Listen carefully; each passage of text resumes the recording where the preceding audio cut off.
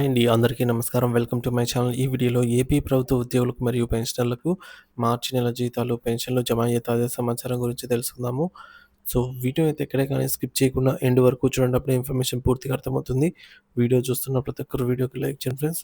ఈ వీడియోని తోటి ఉద్యోగ పెన్షన్ మిత్రులతో అయితే షేర్ చేయండి. కొత్తగా మన ఛానల్ చూస్తున్నవారు ఇంకా ఎవరైనా సబ్స్క్రైబ్ చేసుకున్నట్లయితే వెంటనే మన ఛానల్‌ని సబ్స్క్రైబ్ చేసుకోండి. దీని ద్వారా నేను చేసే లేటెస్ట్ వీడియోస్ అన్నీ మీ వరకు రీచ్ అవుతాయి. ఇక ఆలస్యం చేయకుండా వివరాల్లోకైతే వెళ్ళిపోదాము. ఫ్రెండ్స్ ఇక విషయానికొచ్చినట్లయితే ఈరోజు ఉదయం నుంచి జీతాలు మరియు పెన్షన్ బిల్లులలో కదలికను బట్టి అయితే ఈ వీడియో చేయడం జరిగింది. ఈరోజు ఉదయం నుంచే అనేక బిల్ నంబర్‌లనైతే పరిశీలించడం జరిగింది. ముఖ్యంగా ఉద్యోగులు, పెన్షనర్లకు సంబంధించిన బిల్లుల విషయంపై ప్రస్తుతం అన్ని బిల్లులు కూడా వెయిటింగ్ ఫర్ ఫండ్ క్లియరెన్స్ స్టేజ్‌లోనే ఉన్నాయన్నమాట. చెక్ చేయక. అంటే ఇప్పటివరకు ఎటువంటి కదలిక అయితే నమోదు కాలేదు. సాధారణంగా ఉదయం 10 గంటల నుంచి జీతాలు మరియు పెన్షన్లు జమ కావడం ప్రారంభమవుతుంది. కానీ ఇప్పటివరకు బిల్లుల ప్రక్రియలో ఎటువంటి పురోగతి లేదు అనైతే తెలుస్తోంది. ఒకప్పుడు కొన్ని సందర్భాల్లో అర్ధరాత్రి సమయంలో కూడా ఈ బిల్స్ అయితే ఆర్‌బీఐ ఈకోబేర్ స్టేజ్‌కి చేరుకునే అవకాశం అయితే ఉండేది. కానీ ఈరోజు ఉదయం 7 గంటల సమయానికి కూడా బిల్లులన్నీ మళ్ళీ ఒకసారి పరిశీలించగా అవన్నీ ఇంకా వెయిటింగ్ ఫర్ ఫండ్ క్లియరెన్స్ దశలోనే ఉన్నాయని తెలుస్తోంది. ఇప్పటివరకు కూడా ఇప్పుడు ఉదయం 10 గంటలయింది. ఇప్పటికి అట్లాగే ఉన్నాయి.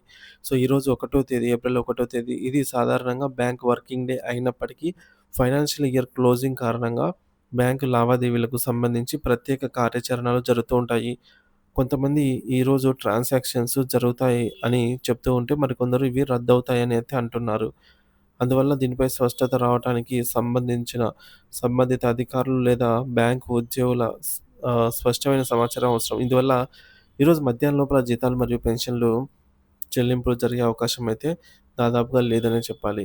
ఇక బిల్లుల స్టేటస్ విషయానికొచ్చినట్లయితే పోలీస్ డిపార్ట్‌మెంట్, జ్యుడిషియల్ డిపార్ట్‌మెంట్ వారికి సంబంధించినటువంటి బిల్లులు ఆర్‌బీఐ ఈకోబేర్ స్టేజ్‌కైతే చేరుకోవడం జరిగింది నిన్న సాయంత్రమే.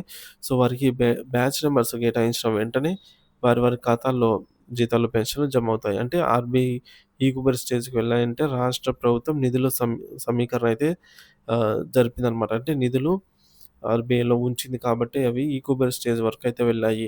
కాకపోతే ఈరోజు ట్రాన్సాక్షన్స్ ఏవి జరగవు కాబట్టి అవి అక్కడ పెండింగ్‌లో ఉన్నాయన్నమాట.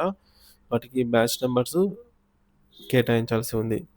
ఇకపోతే బిల్లులు 2025 సీరీస్‌తో సబ్మిట్ చేయడం అయితే మనం మనకు తెలిసిందే అండి. సో, ఆర్థిక సంవత్సరం మొదటి నెల నుంచే ఈ విధంగా ఆ బిల్లులనేది ఈ ఇయర్‌కి సంబంధించి 2025తో ప్రారంభమయ్యే సీరీస్‌తో అయితే బిల్లులను సబ్మిట్ చేయడం జరిగింది. ఇకపోతే ముందస్తు చెల్లింపులు సాధ్యం కాదు. రాబోయే ఆర్థిక సంవత్సరానికి సంబంధించి ఖర్చును ప్రస్తుత ఆర్థిక సంవత్సరంలో చూపించడం కుదరదు. సో, మన మిత్రులు ఒకరు కామెంట్ చేశారండి. I worked in state government for 40 years and retired 6 years back. So, టోటల్‌గా 46 సంవత్సరాలు గవర్నమెంట్ నుంచి జీతం మరియు పెన్షన్ తీసుకుంటున్నారు. ఈయన వచ్చేసి I never received my salary or pension on first April అంటే సో, ఏప్రిల్ 1 తేదీన గత 46 సంవత్సరాల నుంచి చూసుకున్నా కూడా ఎప్పటికీ జీతాలు, పెన్షన్‌లయితే జమ కాలేదు అని చెప్తున్నారు. ఏప్రిల్ 1న జీతాలు, పెన్షన్లు జమ కావండి. ఏప్రిల్ 1న ఆర్‌టీజీఎస్, నిఫ్ట్ సేవలు పనిచేయవు కాబట్టి ఆ రోజు ఎటువంటి ట్రాన్సాక్షన్స్ జరిగేది లేదు కాబట్టి ఈ రోజున జీతాలు మరియు పెన్షన్లు జమ అయ్యే అవకాశం అయితే లేదు అని చెప్పవచ్చు. ఇకపోతే ఇక్కడ చూడొచ్చు auction of state government securities వేలం ఆహ్, ఆర్‌బీఐ నిర్వహించబోయే బాండ్ల వేలంలో ఈరోజు ఆంధ్రప్రదేశ్ రాష్ట్ర ప్రభుత్వం రూ. 4,548,00,00,000కు ఇంటెండ్ పెట్టిందనమాట. ఒక 400,00,00,000లను 8 సంవత్సరాల్లోపు తిరిగి చెల్లించేలాగా, మరొక 1,148,00,00,000లను 10 సంవత్సరాల్లో తిరిగి చెల్లించేలాగా, ఒక 1,000,00,00,000లను 11 సంవత్సరాల్లో ఇది 10, ఇది 11 తర్వాత 2,000,00,00,000లను 12 సంవత్సరాల్లో తిరిగి చెల్లించేలాగా ఈల్డ్ టైప్ ఆక్షన్ బేస్‌లో అయితే ఆహ్, ఇంటెంట్ పెట్టిందనమాట. ఈ నిధులు గూడా మనకు రేపే ఆహ్, రాష్ట్ర ఖజానాకైతే చేరుకునే అవకాశం ఉంది. సో, ఈరోజు ట్రాన్సాక్షన్స్ ఉండవు కాబట్టి. సీఎఫ్ఎంఎస్‌లో మార్పులు. కొత్త బడ్జెట్‌కు అనుగుణంగా సీఎఫ్ఎంఎస్‌ను సిద్ధం చేయాల్సి ఉంది. దీనికి కొంత సమయం పడుతుంది. కాబట్టి ఈ నెల ఏప్రిల్ 2వ తేదీన మార్చి నెల జీతాలు, పెన్షన్లు ఏప్రిల్ 2వ తేదీ నుంచి జమ అయ్యే అవకాశం అయితే ఉందన్నమాట. సో, సీఎఫ్ఎంఎస్‌ను కొత్త బడ్జెట్‌కి అనుగుణంగా సిద్ధం చేయాల్సి ఉన్న నేపథ్యంలో బిల్లులలో ఆలస్యమైతే అవుతుంది. ఇక all members those who are asking to check their March 2025 bill status are informed that all the bills are in waiting for fund clearance stage. Kindly wait for 1 day. So, చూడండి ఫ్రెండ్స్, ఒకరోజు అంటే ఈరోజు బిల్లులలో కదలిక అయితే ఉండబోదు సాధారణంగా. So, బిల్లన్నీ కూడా waiting for fund clearance స్టేజ్‌లోనే ఉన్నాయి. ఒక జ్యుడిషియల్ డిపార్ట్‌మెంట్, పోలీస్ డిపార్ట్‌మెంట్ తప్ప మిగతా bill waiting for fund clearance స్టేజ్‌లో ఉన్నాయి. అవి కూడా పోలీస్ డిపార్ట్‌మెంట్, జ్యుడిషియల్ డిపార్ట్‌మెంట్ వారికి కూడా బిల్లులైతే ఇప్పుడు జమ కావండి. రేపే జమ అవుతాయి. సో, చూసుకోవచ్చు. ఇక్కడ పేమెంట్ పెండింగ్ స్టేటస్ వచ్చేసి in process for payment disbursement through RBI eKuber, అంటే జ్యుడిషియల్ అండ్ పోలీస్ డిపార్ట్‌మెంట్ వారి సాలరీ బిల్లులు ఈకుబర్‌లో అయితే ఉన్నాయి. ఇక లాస్ట్ మంత్‌కు చాలా బిల్స్ ఈకుబేర్‌కు చేరుకుంది. బట్ వర్కింగ్ డేస్‌లోనే క్రెడిట్ అవుతుంది. మోస్ట్‌లీ ట్యూస్‌డే సాలరీ క్రెడిట్ అవుతుంది. ఇకపోతే మరొక బిల్లు చెక్ చేయగా ఈ బిల్లంతా కూడా వెయిటింగ్ ఫర్ ఫండ్ క్లియరెన్స్ స్టేజ్‌లో అయితే ఉన్నాయి. సో, 2025 సీరీస్ జీతం బిల్లుల పరిస్థితి. మార్చిలో ముందస్తు జీతాల చెల్లింపు సాధ్యమేనా అంటే, ప్రస్తుతం 2025 సీరీస్‌తో ఉన్న జీతం బిల్లులు అన్నీ సబ్మిట్ అయ్యాయి. అయితే 2025 సీరీస్‌లో ఉన్న ఏ బిల్లు కూడా మార్చి 31 లోపు జమ అయ్యే అవకాశం అయితే లేదు. ముందుగా జీతాల చెల్లింపు గత అనుభవాలు. గతంలో నెల చివరిలో పండుగ వచ్చిన సందర్భాల్లో కొన్ని జీతాలు ముందుగానే క్రెడిట్ చేసిన సందర్భాలు ఉన్నాయి. కానీ మార్చి నెలలో ఈ విధానం పాటించడం సాధ్యం కాదు. దీనికి ప్రధాన కారణం నూతన ఆర్థిక సంవత్సరానికి సంబంధించిన ఖర్చులను మునుపటి ఆర్థిక సంవత్సరంలో చెల్లించడం సాధ్యమయ్యే వ్యవస్థ ఉండదు.